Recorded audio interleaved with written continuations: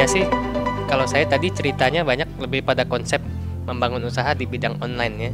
Membangun usaha di bidang online mungkin strateginya itu dari jualan ataupun bikin jasa ataupun bikin aplikasi di situ. Mungkin ini prinsip yang saya pegang. Boleh kalah modal tapi jangan pernah kalah akal.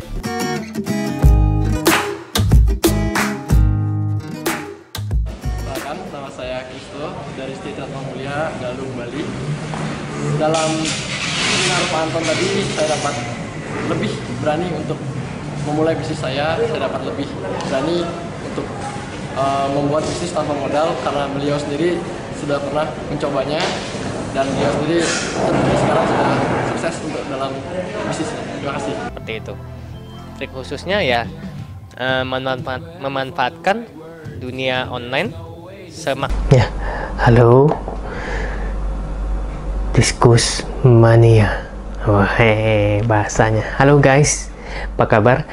Jumpa lagi bersama saya Anton Huang di channel Kaila Diskus, satu-satunya channel di dunia yang cerita tentang diskus orang pemula plus inspirasi plus motivasi. Kenapa?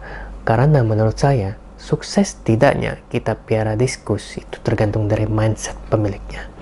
Bila pemiliknya punya mindset sukses, maka piara dan breeding diskusnya juga sukses. Dan sebaliknya, ketika breeding diskusnya sukses, maka yang piara makin sukses. Yeay, ya.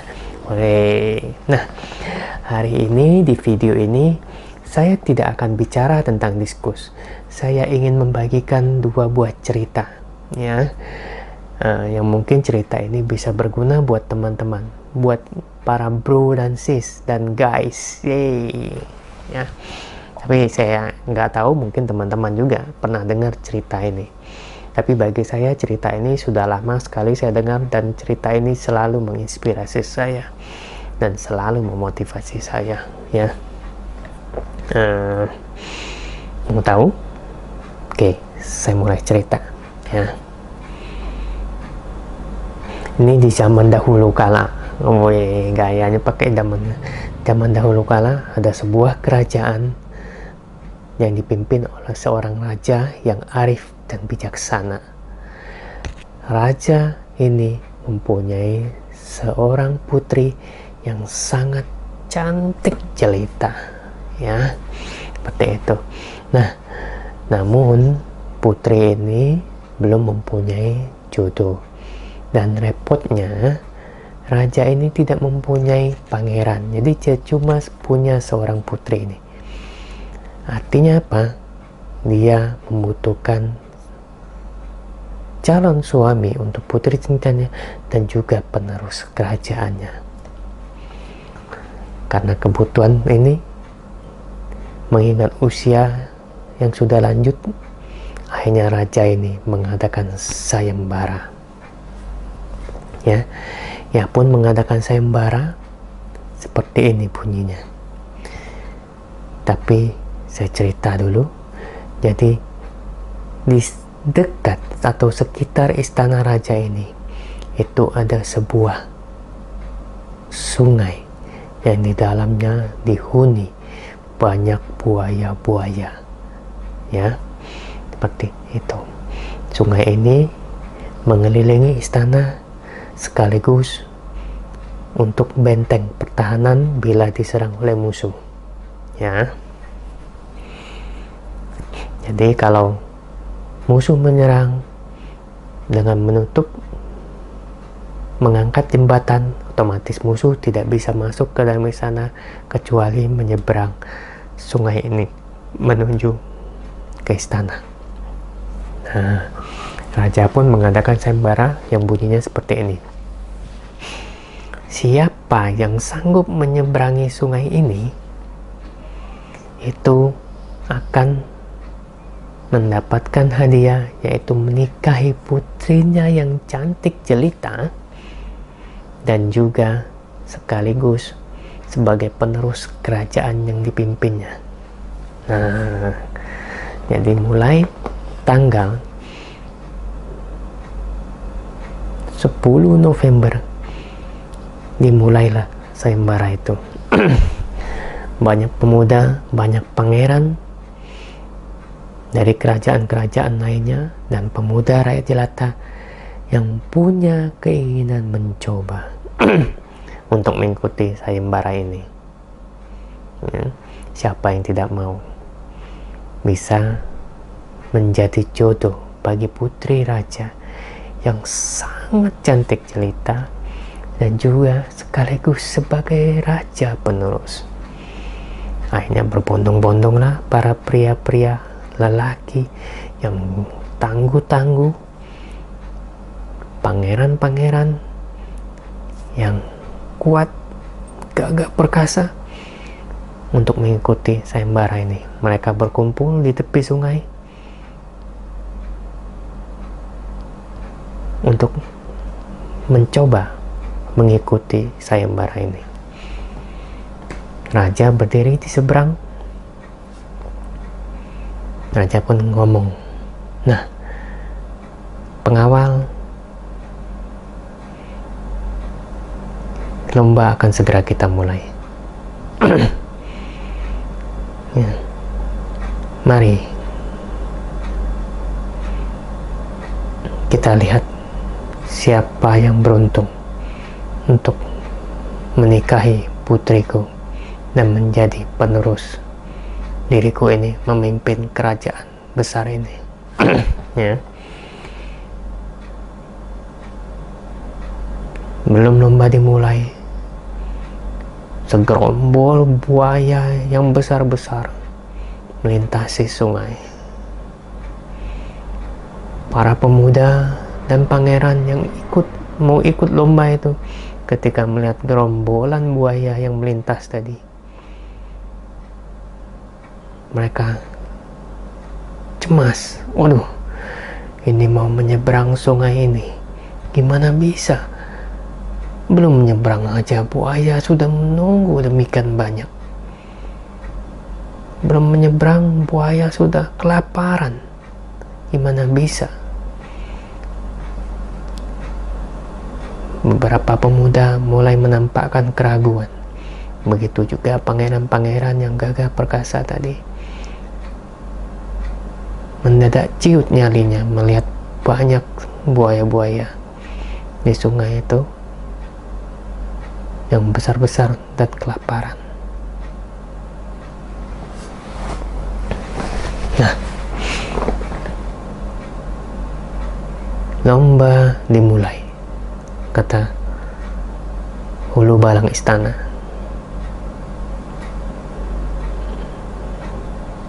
Tapi belum ada seorang pun yang berani untuk terjun ke sungai itu, untuk menyeberang ke kerajaan sang raja. Hening seketika. Tidak ada seorang pun yang berani memulai untuk terjun. Raja bingung. Namun biar tahu-tahu ada seorang pemuda menceburkan dirinya ke sungai. Dia dengan cepat berenang dan berbuaya-buaya melihat gerakan pemuda itu, lantas mengejar si pemuda tadi. Pemuda tadi terus berenang dengan sekuat tenaga, dan buaya-buaya tadi mulai mengejar, dan pemuda ini makin kencang berenangnya,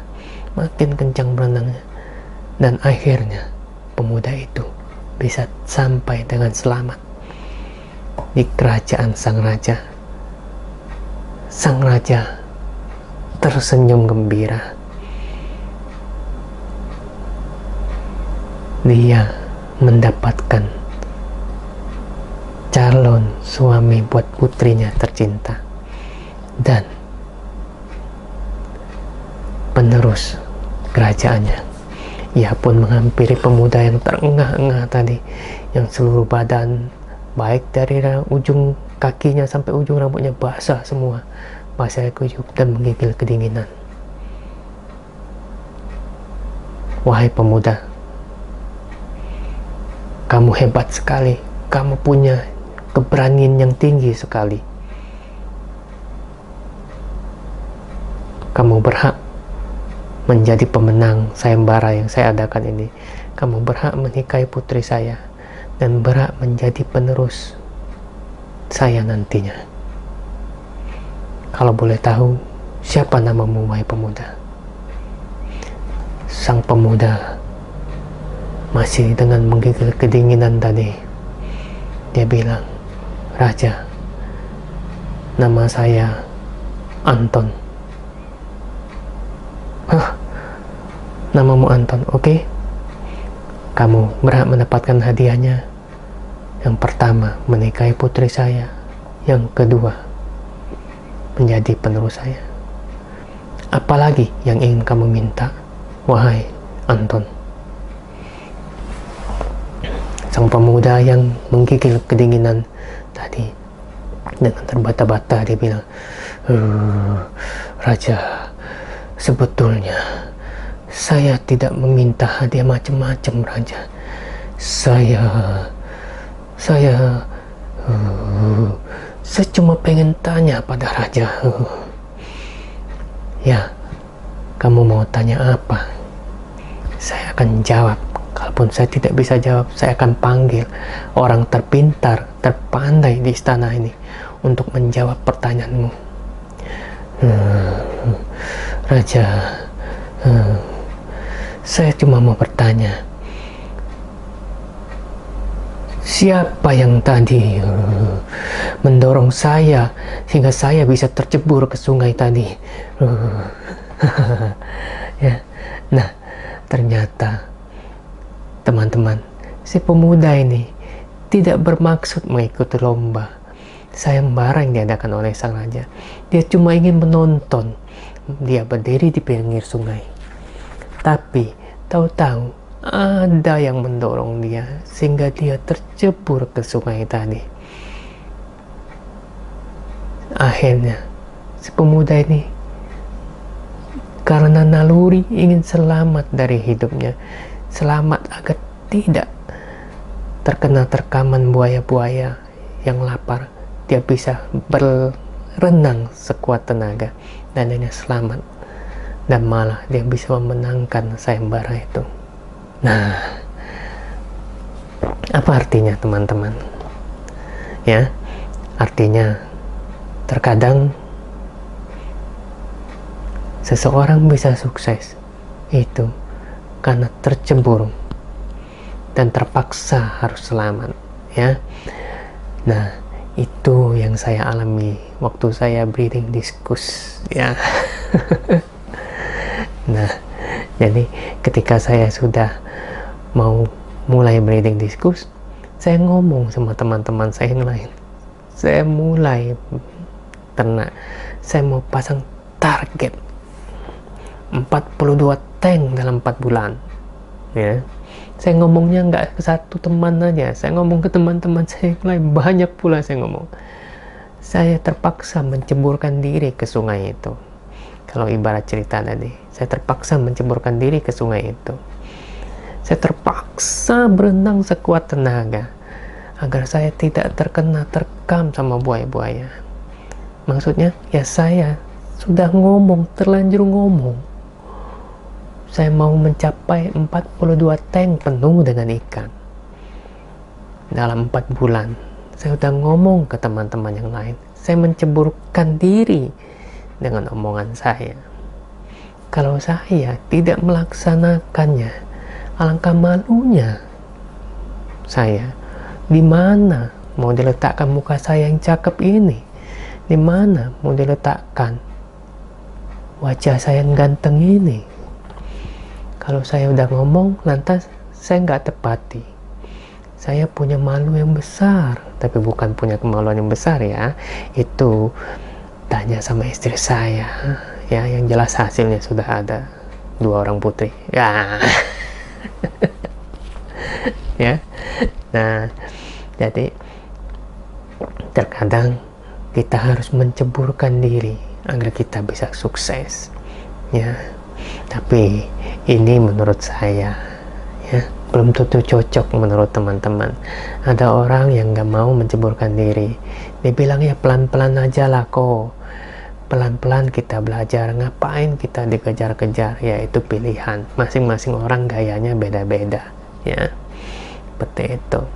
Cuma kalau saya ibaratnya gini, orang gak bisa lompat tinggi, melompati pagar, kadang nggak bisa manjat, boro-boro mau lompati pagar tinggi. Tapi ketika dikejar anjing atau mau dikebuk oleh orang gila, dia punya power yang bisa melebihin kemampuannya yang selama ini ada ternyata ya. Dia bisa manjat tembok yang tinggi, bisa lompat tembok yang tinggi ya, seperti itu. Nah, itu cerita yang pertama. Gimana? Seru nggak nih ceritanya? Nah, ada cerita yang kedua. Cerita yang kedua nanti saya sambung lagi aja ya, udah malam. Cerita yang kedua tentang perang juga, tapi bukan tentang sayembara ya, tentang seorang jenderal perang. Oke, sampai jumpa di video lainnya. Salam hebat luar biasa, salam diskus luar biasa. Oh ya, udah subscribe belum? Kalau belum subscribe dan mau mendapatkan update dan juga dukung saya terus untuk selalu bisa membagikan inspirasi, cerita-cerita, silakan subscribe. Dan buat yang sudah subscribe, bila dirasa materi banyak bermanfaat atau channel bermanfaat, saya minta tolong bantu saya share di sosial media teman-teman ya, agar banyak orang mendapatkan inspirasi dan juga bisa belajar tentang diskus, baik piara ataupun breeding ataupun sebagai hobi ya. Oke, sampai jumpa. Silat.